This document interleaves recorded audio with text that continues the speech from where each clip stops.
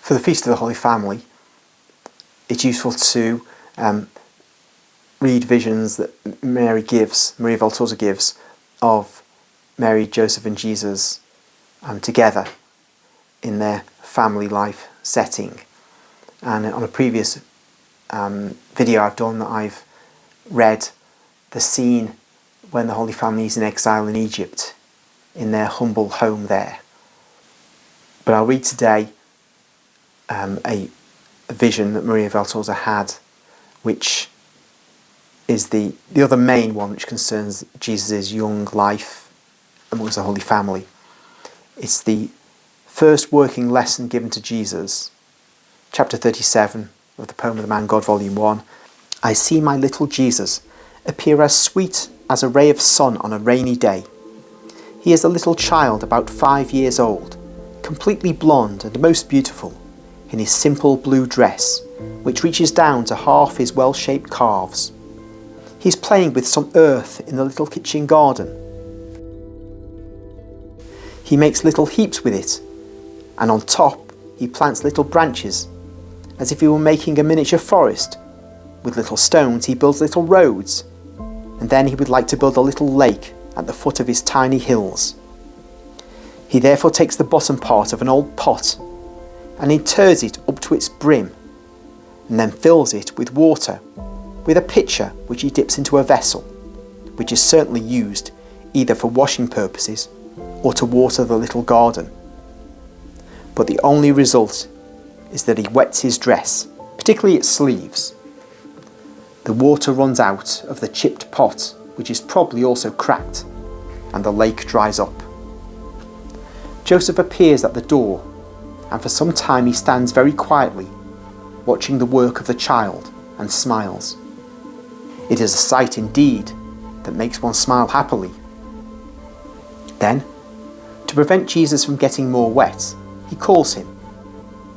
Jesus turns round smiling, and when he sees Joseph, he runs towards him with his little arms stretched out. Joseph, with the edge of his short working tunic, dries the little hands which are soiled and wet and kisses them. And then there is a sweet conversation between the two. Jesus explains his work and his game and the difficulties he met in it. He wanted to make a lake like the Lake of Gennesaret. I therefore suppose that they've either spoken to him about it or they've taken him to see it. He wanted to make a little one for his own delight. This was Tiberias. There was Magdala, over there, Capernaum. This was the road that took to Nazareth, going through Cana. He wanted to launch some little boats in the lake. These leaves are boats. And he wanted to go over to the other shore. But the water runs away. Joseph watches and takes an interest, as if it were a very serious matter. He then proposes to make a small lake the following day, but not with an old cracked pot, but with a small wooden basin, well coated with pitch and stucco, in which Jesus would be able to launch small real wooden boats, which Joseph would teach him how to make. Just then, he was bringing him some small working tools suitable for him, that he might learn to use them without any fatigue. So I'll be able to help you, Jesus says, smiling. So you will be able to help me, and you'll become a clever carpenter. Come and see them. And they go into the workshop. Joseph shows him a small hammer, a tiny saw, some very small screwdrivers, a plane suitable for a doll, which are all lying on the bench of a budding carpenter. A bench suitable for little Jesus' size. See? To saw, you must put this piece of wood like that. You then take the saw like that, and making sure that you do not catch your fingers, you start sawing. Try. And the lesson begins. And Jesus, blushing with the effort and pressing his lips together, saws the piece of wood carefully and then planes it. and although it's not perfectly straight, he thinks it is nice. Joseph praises him, and with patience and love teaches him how to work. Mary comes back. She'd certainly gone out, and she looks in at the door. Joseph and Jesus do not see her because she's behind them. Mother smiles, seeing how zealously Jesus is working with the plane and how loving Joseph is in teaching him. But Jesus must have perceived her smile. He turns round, sees his mother, and runs towards her, showing her the little piece of wood not yet finished. Mary admires it, and she bends down to kiss Jesus. She tidies up his ruffled curls, wipes the perspiration on his hot face, and listens with loving attention to Jesus, who promises to make her a little stool so that she will be more comfortable when working.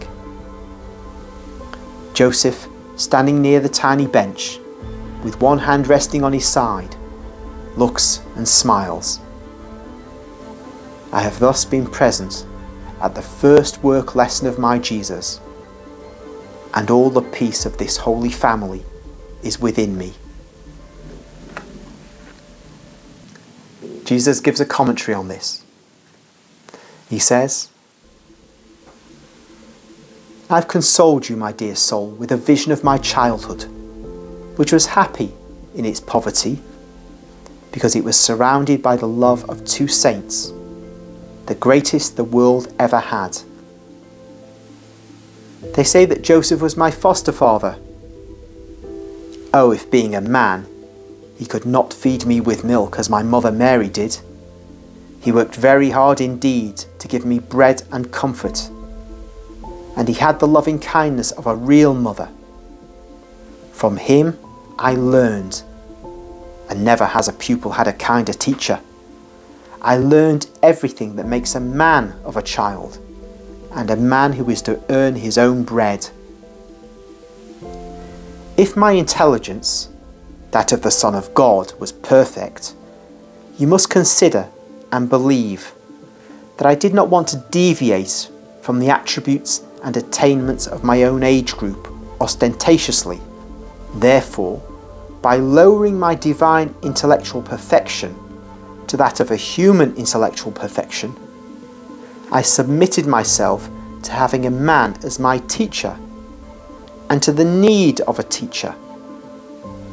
If I learned quickly and willingly, that does not deprive me of the merit of submitting myself to man. Neither does it deprive the just man of the merit of being the person who nourished my young mind with the ideas which are necessary to life. Not even now that I'm in heaven can I forget the happy hours I spent beside Joseph, who, as if he were playing with me, guided me to the point of being capable of working. And when I looked at my putative father, I see once again the little kitchen garden and the smoky workshop, and I still appear to see Mother peep in with her beautiful smile, which turned the place into paradise and made us so happy. How much families should learn from the perfection of this couple who loved each other as nobody else ever loved. Joseph was the head of the family, and as such, his authority was undisputed and indisputable. Before it, the spouse and mother of God bent reverently, and the Son of God submitted himself willingly. Whatever Joseph decided to do was well done. There were no discussions, no punctiliousness, no oppositions.